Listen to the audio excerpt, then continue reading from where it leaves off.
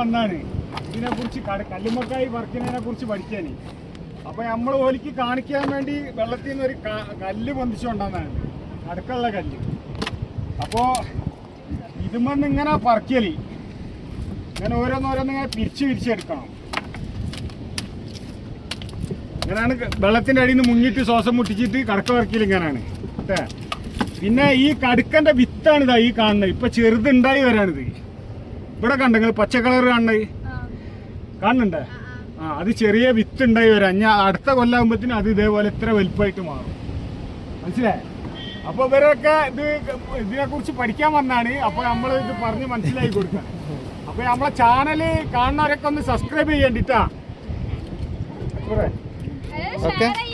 നമ്മളെ ചാനൽ കാണുന്ന ആളുകൾ സബ്സ്ക്രൈബ് ചെയ്യുക, ഷെയർ ചെയ്ത് കൊടുക്കുക, എല്ലാവരും ലൈക്ക് ചെയ്യുക, കമന്റ് ചെയ്യുക.